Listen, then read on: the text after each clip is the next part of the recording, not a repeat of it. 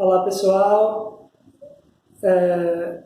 meu nome é José Lopes Teixeira Neto, eu sou psicólogo, especialista em docência no ensino superior, especialista em psicologia jurídica e sou também psicólogo clínico, sou psicólogo da Unific e também faço parte do quadro de docentes da Unific. E hoje estarei aqui com vocês, nesse modo no modo online, vamos dizer assim, através das nossas plataformas digitais, através do Cérebro, para darmos um pontapé inicial na disciplina de psicologia da educação, ok?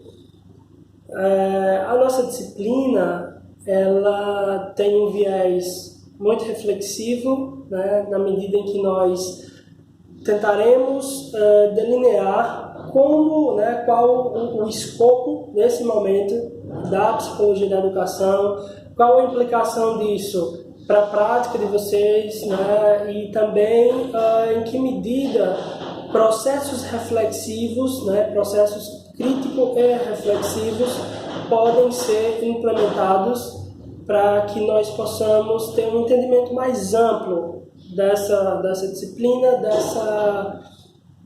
desse processo pedagógico ligado à educação, ligado à psicologia e à educação, ok? Para se pensar a psicologia da educação, há um tripé central. Pensar a psicologia da educação é pensar também processos de desenvolvimento e processos de aprendizagem. Então, em alguma medida, a nossa disciplina tem um enfoque na psicologia do desenvolvimento e da aprendizagem ligados ao processo educativo, ao ato educativo, a esse ethos da educação. Nesse sentido, é relevante iniciarmos entendendo essa relação entre desenvolvimento e aprendizagem, entendendo que desenvolvimento e aprendizagem estão intimamente ligados. Os principais autores que pensam tanto o processo de desenvolvimento como o processo de aprendizagem e transversalmente a psicologia da educação, como por exemplo, vou citar alguns desses autores, o próprio Freire, os próprios autores em psicologia do desenvolvimento, como Papalha, autores também como Aberasturi Nobel, certo? Que pensam, sobretudo a adolescência, mas que pensam processos de desenvolvimento e aprendizagem. Esses processos estão todos intimamente ligados à educação. Nesse sentido, é importante entender que desenvolvimento e aprendizagem têm algumas características em comum. Primeira característica que esses aspectos têm em comum: são multifacetados. Ou seja, existem muitas facetas, existem muitos aspectos para se pensar quando se está diante da perspectiva do desenvolvimento e da aprendizagem. Qual a implicação disso?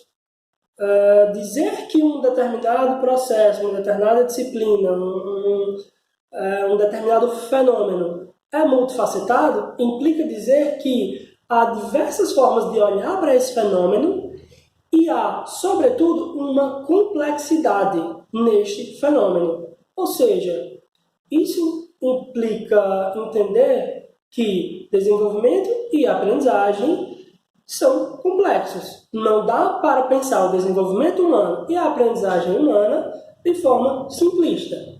Ok? Para além disso, essa complexidade também é um ponto central para entender essa relação entre desenvolvimento e aprendizagem. Como eu citava, tanto o processo de desenvolvimento como o processo de aprendizagem têm as suas complexidades. Essas complexidades tangenciam, são inerentes à condição humana. Como vocês sabem, nós vamos falar disso um pouco melhor mais na frente, Mas como vocês sabem, nós somos uma espécie que tem um processo de desenvolvimento lento, gradual. Graças a isso, graças a todo o nosso aparato biológico, nós temos uma capacidade de memorização, uma capacidade cognitiva diferenciada em relação aos outros animais. É nesse sentido que a psicologia pensa essa complexidade desses processos, tanto do processo de desenvolvimento como do processo de aprendizagem. Percebam que desenvolvimento e aprendizagem serão o nosso pano de fundo para entender esse prisma central que é a psicologia da educação. Não há psicologia da educação, não há ato educativo sem entender como sendo basilares desenvolvimento e aprendizagem. Ok? Espero que isso tenha ficado claro para vocês. Passando para o terceiro ponto, no que se refere a essa relação entre desenvolvimento e aprendizagem, é importante ressaltar que ambos têm uma relevância fundamental para o desenvolvimento humano, para o crescimento humano, na verdade. Desenvolvimento e aprendizagem são basilares, são relevantes para a construção do humano, para o que em psicanálise a gente chama de constituição do sujeito, certo? Então, tendo isso ficado claro, nós passaremos agora a entender essa transversalidade entre psicologia, desenvolvimento e aprendizagem. Nós trataremos dessa perspectiva entendendo o sujeito, as suas relações socioafetivas e a sua dimensão sociohistórica. Nesse sentido, a formação do sujeito, do aprendente, ela se dá na medida direta da sua cultura. Então, quanto mais aberta for a cultura desse sujeito ao ato de aprender, quanto mais aberta essa cultura for ao processo de aprendizagem, ao processo educativo, ao ato educativo, mais simples será esse desenvolvimento, essa aprendizagem e, consequentemente, o ato educativo. Ok? Nesse sentido, percebe-se que as relações socioafetivas atreladas à dimensão sociohistórica influenciam diretamente, e é isso que tem que ficar claro, a dimensão socioafetiva e a dimensão sociohistórica influenciam diretamente no processo de aprendizagem, no processo de desenvolvimento e, consequentemente, no ato educativo. Para além disso, é importante entender também um outro aspecto do desenvolvimento humano, que tem que ver com a formação basilar da nossa espécie enquanto tal. E para isso a gente vai tomar um pouco dos estudos do Charles Darwin, um teórico central para a história da humanidade, no sentido de que ele desvinculou uma espécie de concepção do homem como algo surgido do nada, né? Ele desvinculou essa perspectiva ao processo de desenvolvimento humano. O Darwin foi um dos primeiros a entender que, na verdade, nós somos fruto de uma evolução lenta, gradual, em que diversas espécies, a partir do ambiente, se modificaram e essas modificações geraram o que nós conhecemos hoje como espécie humana, certo? Para isso, ele fez uma dualidade. Ele diferenciou espécies inferiores das espécies superiores. Aquelas espécies inferiores são as que não conseguem se adaptar tão bem ao meio. E, portanto, elas têm uma dificuldade maior no processo de aprendizagem e são mais passivas em relação ao meio em que elas estão inseridas. Já as espécies superiores, elas desenvolveram mecanismos para não só se adaptar ao meio, mas também para modificar o meio, que é justamente o que nós fazemos hoje. Inclusive, alguns dos principais problemas que a humanidade tem hoje é graças a essa capacidade. Nós modificamos tanto o meio, nós modificamos tanto o ambiente, que certas transformações, por exemplo, transformações naturais, transformações da natureza, geram hoje mal-estar em nós, né? Como, por exemplo, o derretimento de geleiras, como, por exemplo, o desaparecimento de algumas espécies que são centrais para todo o bioma, né? para todo o processo de desenvolvimento de outras espécies. E isso hoje pode gerar, inclusive, um mal-estar no nosso processo de desenvolvimento e de continuação no planeta, ok?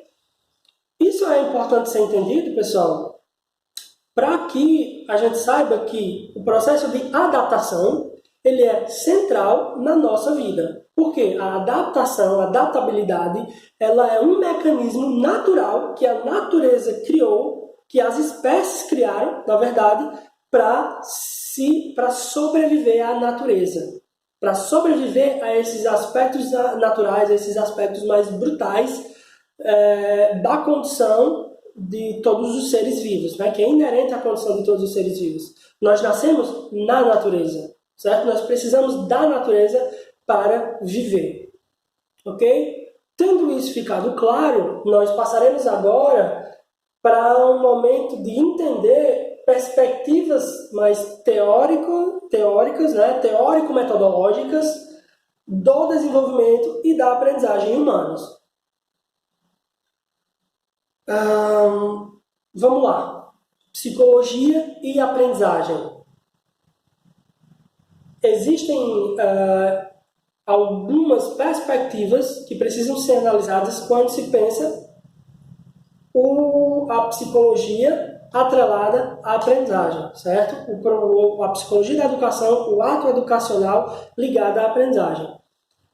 Há diversos olhares sobre esse fenômeno. Lembram que eu falei há pouco que esse fenômeno é complexo e, portanto, não pode ser pensado de forma simplista? Nesse sentido, há diversas formas de se pensar esse fenômeno. Um deles entende que a aprendizagem é um processo reativo. Em que medida? Né? Existe uma corrente filosófica chamada estruturalismo que pensa que na medida em que nós vamos sendo cobrados pela natureza, demandados pela natureza, há uma reação nossa e isso gera o processo de aprendizagem. Basicamente, é isso. Há também uma outra teoria que é mais funcionalista, né? Uma teoria funcionalista que pensa o humano enquanto função, que pensa as espécies enquanto função, né? Nas suas funcionalidades. E para essa teoria, nós aprendemos a partir de um processo de adaptação. Essa teoria é um pouco mais darwinista, no sentido de que, assim como na teoria de Darwin, a adaptação é um processo central para o desenvolvimento, na teoria funcionalista, é a partir da adaptação ao meio que nós sabemos quais espécies irão sobreviver ou não. E para o humano, né, tomando especificamente o humano, aqueles sujeitos que têm uma capacidade de adaptação maior, na teoria funcionalista, têm uma facilidade de sobrevivência. Ok? Além disso, há uma outra teoria chamada de teoria biologicista que pensa o processo de aprendizagem atrelado a um processo receptivo.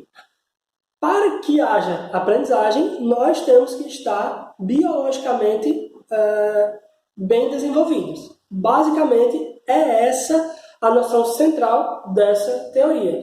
Eu estou falando de modo mais generalista de cada uma das teorias, e quem quiser se aprofundar depois, nós, obviamente, teremos, eu vou lançar um debate, tudo que vocês não compreenderem, eu posso reexplicar quantas vezes forem necessárias, certo? Eu me coloco à disposição nesse sentido. Então, esse vídeo é mais para que a gente tenha um contato de que vocês entendam todos os conceitos, e aí, na medida em que a gente for debatendo, nós podemos, inclusive, que é o ponto central, é o que eu quero, atrelar todos esses conceitos à própria realidade, ao momento em que nós estamos vivendo, etc. Né? Na medida em que vocês provoquem esse tipo de reflexão, ok?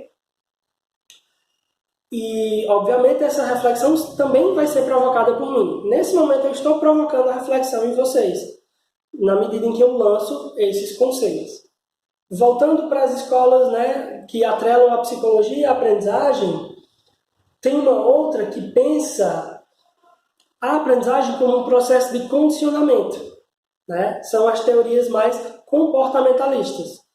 Para essas teorias, o que importa no processo de aprendizagem é o comportamento, e esse comportamento será condicionado de acordo com as relações que nós estabelecemos no cotidiano.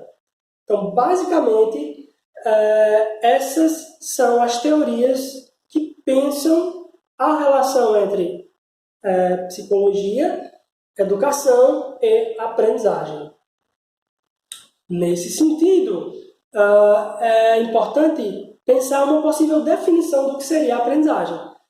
E eu quero tentar pensar essa definição a partir de todas essas escolas que foram lançadas. Então, pensando de modo generalista, uma possível definição seria de que a aprendizagem é uma modificação sistemática do comportamento ou da conduta pelo exercício ou repetição em função de condições ambientais e condições orgânicas. Essa seria uma possível definição, uma definição genérica do que vem a ser o processo de aprendizagem. Ademais, né, a seguir, nós vamos tentar entender quais são as principais características desse processo de aprendizagem. A aprendizagem, ela tem aspectos específicos, ela tem características específicas, e nós vamos falar agora um pouco sobre cada uma delas. Primeiro, a aprendizagem é um processo global. Quando se aprende, aprende-se globalmente, totalmente. Não é apenas um aspecto da consciência que muda, não é apenas um aspecto corporal, biológico, fisiológico que muda. Quando nós aprendemos algo novo, nós mudamos como um todo. Ou seja, nós aprendemos sempre globalmente. Além disso, a aprendizagem é um processo dinâmico. Há um certo dinamismo. Ou seja, ao aprender, nós mudamos. A mudança é sine qua non ao processo de aprendizagem. Ou seja, sem a mudança não há aprendizagem. Aprender, gente, é mudar. Sempre, a todo momento. Para além disso, há uma outra especificidade, uma outra característica que é muito interessante no processo de aprendizagem. Aprender é sempre um processo contínuo.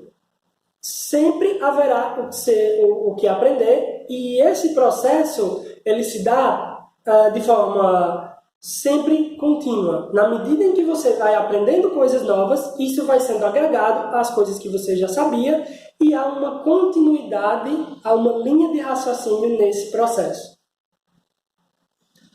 Aprender, né, mais uma característica da aprendizagem. A aprendizagem tem que ver com um processo pessoal. Cada sujeito aprende de uma forma única. Cada sujeito aprende de uma forma singular. É por isso que é tão relevante a pedagogia. É por isso que é tão relevante a psicologia. Porque a psicologia e a pedagogia, sobretudo a pedagogia, tentarão entender essa singularidade e, nesse sentido, facilitar esse processo para o aprendente. Né? Por isso que vocês, pedagogos, são facilitadores.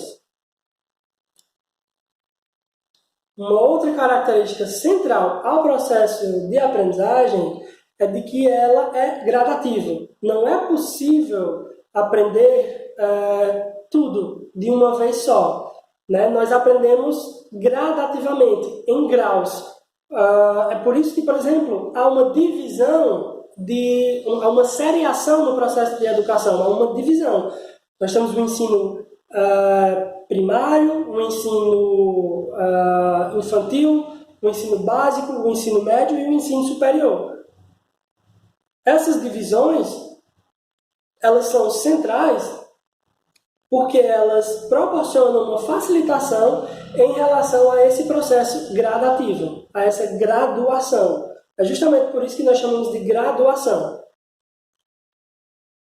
A aprendizagem, né, por último, mas não menos importante, também é um processo, ela tem como característica ser um processo cumulativo, certo? Ou seja, na medida em que nós aprendemos, nós vamos acumulando esses saberes e conseguimos agregá-los para formar algo global, um todo de aprendizagem, certo? Uma informação completa. Então, pessoal, essas são as principais características do processo de aprendizagem. Agora, né, tendo isso ficado claro, tendo isso ficado entendido, nós buscaremos compreender algumas perspectivas teórico-metodológicas do desenvolvimento e da aprendizagem, mas voltadas a formas de abordar o processo de aprendizagem, ou seja, abordagens diante da aprendizagem. Lembram que eu falei, né, novamente, que era um processo complexo, que era um processo multifacetado? Se é complexo e multifacetado, essas facetas se demonstram na medida em que nós percebemos essas formas diversas de abordar esse fenômeno. Uma primeira forma de abordar o fenômeno da aprendizagem é a forma tradicional, ou a abordagem tradicional no processo de aprendizagem. Essa abordagem tradicional tem algumas características centrais. A noção de sujeito dessa abordagem tradicional, ela vê o sujeito de forma mais mecânica, ou seja, o sujeito ele simplesmente atende às demandas sociais, sem refletir, sem pensar muito sobre isso. E uma outra característica central na abordagem tradicional é que, nessa perspectiva,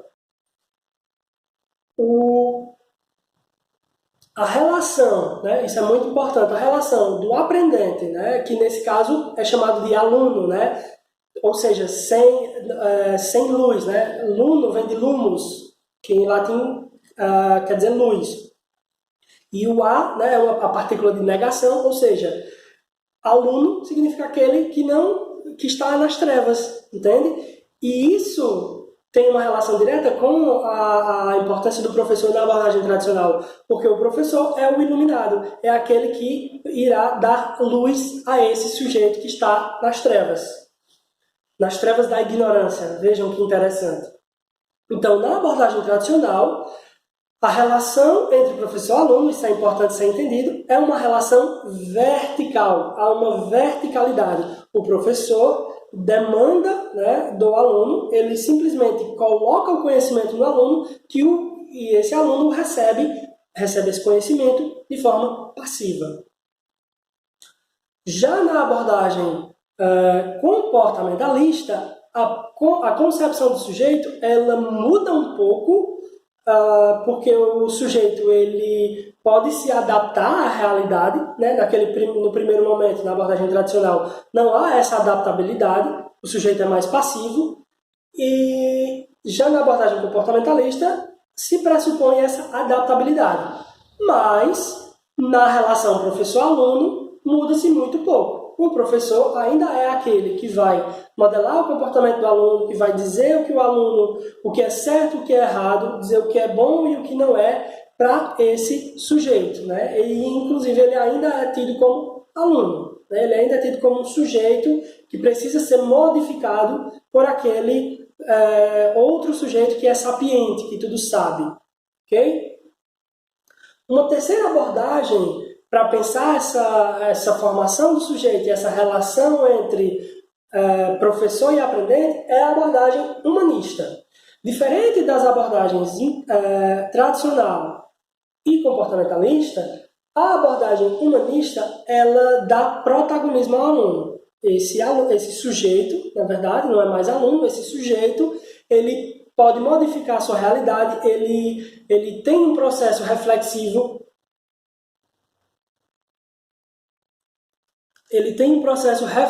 que lhe é inerente, e nesse sentido, a relação professor-aluno ela é mais horizontalizada. Não há mais essa verticalidade, mas sim uma horizontalidade. Ou seja, a diferença entre o professor e o aluno é que o professor é um facilitador.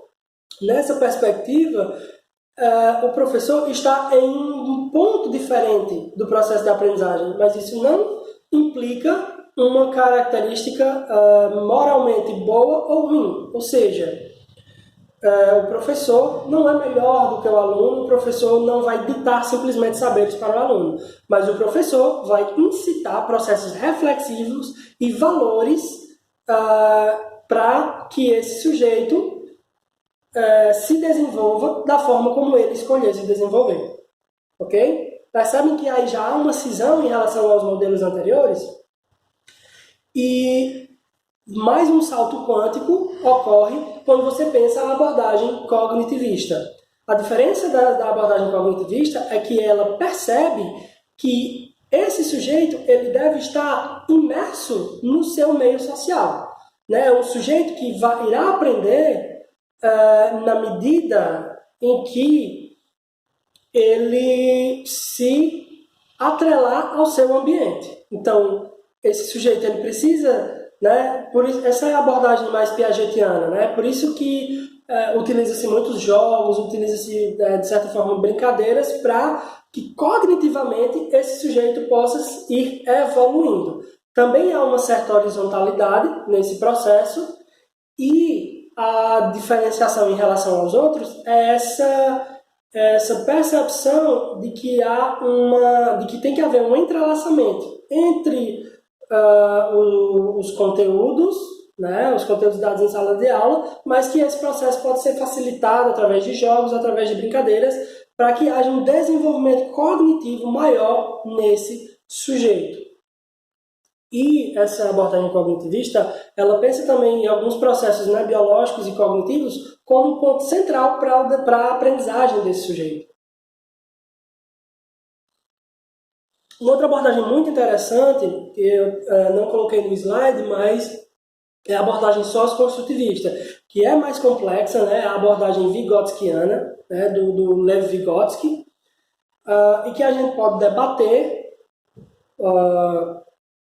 posteriormente para que fique claro para vocês também, mas que eu não vou tratar dela aqui de forma mais aprofundada, para o vídeo não ficar muito grande, certo? Para além disso, é importante também pensar como se dá o desenvolvimento do sujeito de modo geral. Nós falamos em aspectos da aprendizagem, agora a gente vai pensar um pouco aspectos do desenvolvimento. Para pensar os aspectos do desenvolvimento, nós vamos pensar o ciclo vital, o ciclo da vida dos sujeitos. E eu vou falar um pouco sobre cada um desses momentos. Primeiro, o ciclo vital ele tem interferências dependendo do momento histórico, certo? Por exemplo, até o século XIII, XIV, era perfeitamente plausível que crianças trabalhassem. Crianças eram tidas como mini-adultos, pequenos adultos. E elas, na Europa, muitas crianças trabalhavam em minas de carvão, trabalhavam em oleodutos, trabalhavam assim como os adultos e, inclusive, era muito bom contratar crianças porque elas comiam menos e você pagava menos a elas. Hoje a gente percebe isso como algo cruel, mas para aquele momento era perfeitamente plausível. Então, essa noção de infância ela surge muito recentemente. a noção de infância é um fenômeno relativamente recente.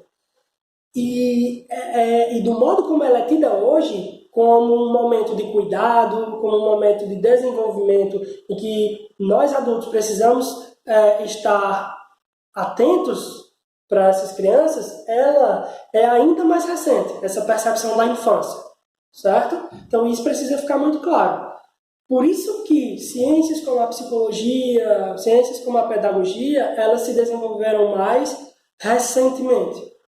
Porque a partir do momento que se percebe que há ali uma infância e que há particularidades nesse momento da vida, precisa-se de ciências, de conhecimentos para lidar com isso, ok? Agora a gente vai falar um pouco mais do processo de adolescência, certo, pessoal? Vejam, eu estou lançando os conceitos e a posteriori nós podemos debater cada um desses conceitos. A adolescência também é um fenômeno recente, que foi criado há poucos séculos. Antes, só se pensava em infância, né? A partir do século XV, só se pensava em infância e em adultez. Depois foi que se percebeu que há um processo que medeia, né? Que está no meio da infância e do processo de adultez. E posteriormente, né? Também atrelado ao processo de velhice.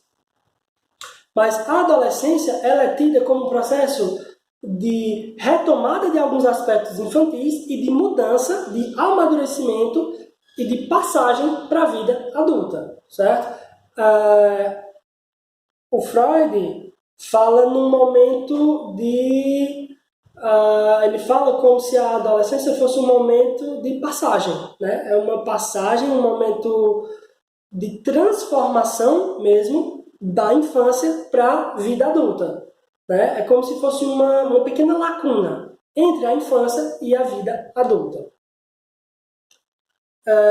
Pensando de forma um pouco mais complexa, esse processo de desenvolvimento, né, sobretudo o desenvolvimento infantil e adolescente, é importante entender que existem alterações constantes. Né? A intensidade e fluidez nesses momentos de desenvolvimento.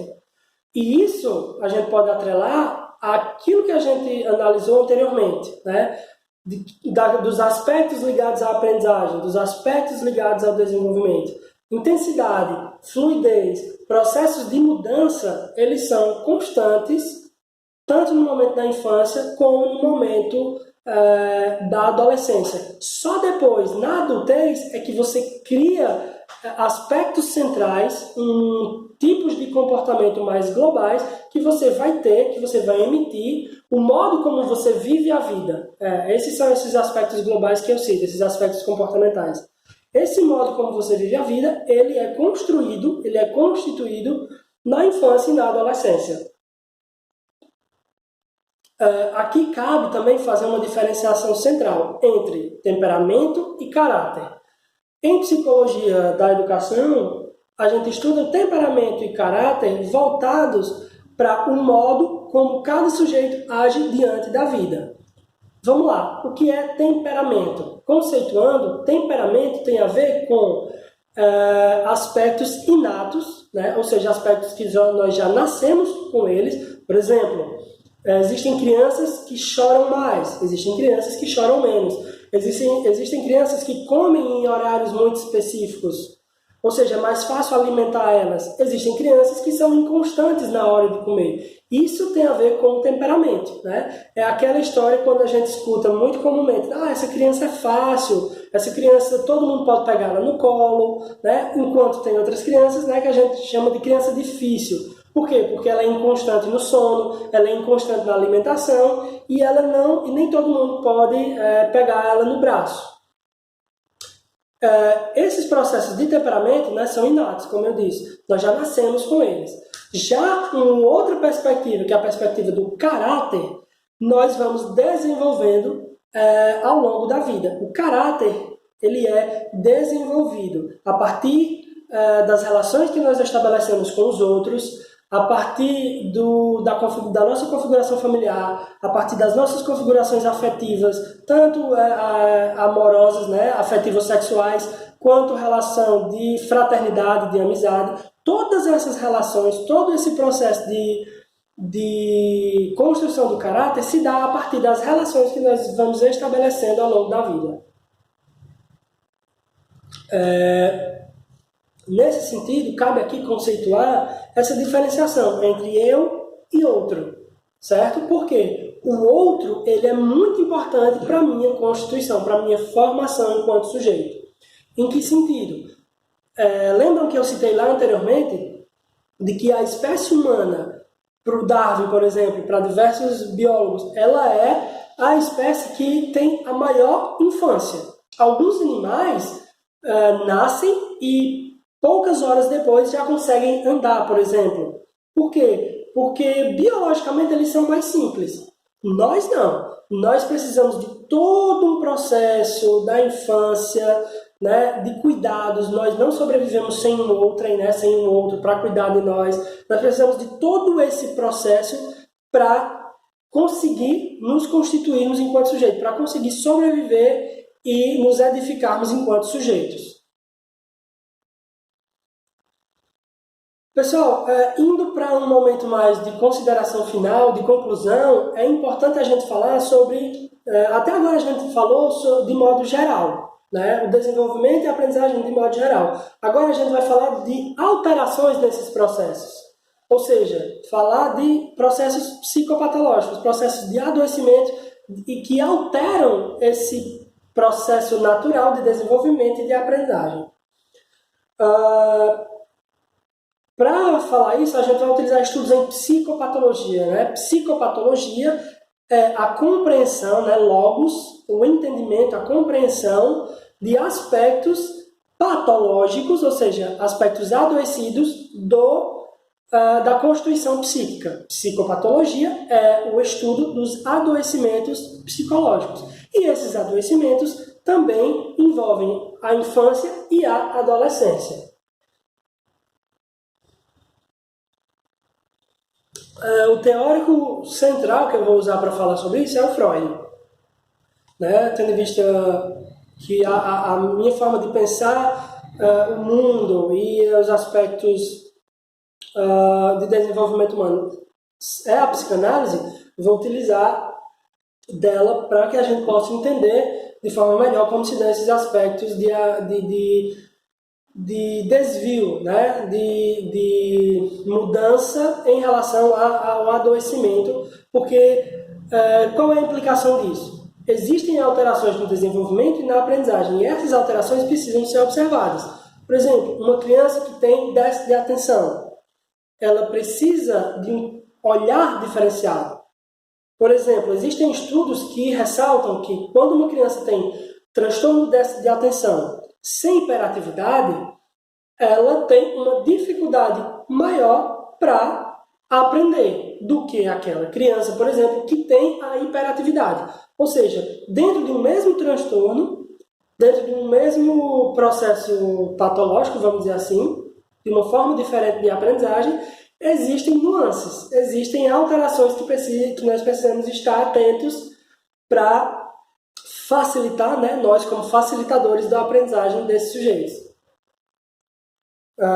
Pronto, tomando esse exemplo, é importante entender que os estudos em psicopatologia são centrais para que a gente consiga entender o desenvolvimento e a aprendizagem como aspectos centrais da nossa vida. Se nós não criarmos uma sociedade, né, através de processos reflexivos e de crítica, uma sociedade que agregue esses sujeitos, nós estaremos fazendo parte desse status quo de marginalização, certo? Sujeitos que têm dificuldades no processo de desenvolvimento e no processo de aprendizagem, eles precisam ser atrelados ao ato educativo e não serem repudiados, e não serem afastados da educação. A educação é um direito de todos nós. Nesse momento, cabe entender também, por exemplo, o papel da tecnologia nesse processo, né? como utilizar essa tecnologia que está sendo tão importante agora, já que nós precisamos obedecer ao distanciamento social, né? Isso a gente também pode debater de forma mais minuciosa na medida em que a gente for dando continuidade à disciplina, certo? Esses foram, né, eu acredito que a partir desse momento eu já dei todos os conceitos centrais, certo? Eu agradeço pela atenção de vocês, no sentido de que eu tenho certeza que vocês assistirão atentamente a esse vídeo. E esse é apenas o início da nossa disciplina, certo, pessoal? Nós vamos debater todos esses assuntos. Eu vou colocar material no grupo, colocarei imediatamente os slides e nós vamos, na medida em que vocês forem aprendendo os conceitos, atrelar esses conceitos à realidade e construir um processo reflexivo, né, central, um processo reflexivo muito interessante, certo? Saibam que, né, nesse processo nós temos aqui um processo dialético, ok? Então vocês vão me ensinar muita coisa e eu vou tentar, em alguma medida, ensinar alguma coisa a vocês, para que todos nós saiamos desse momento aprendentes, ok? Né? Como eu citei anteriormente, o processo de aprendizagem ele é dinâmico. Então nós vamos ser dinâmicos também. Nós tentaremos alterar uns aos outros na medida desse processo reflexivo e na medida que nós estamos refletindo sobre cada um desses conceitos que foram lançados aqui, ok? Novamente eu agradeço a atenção. Muito obrigado a todos.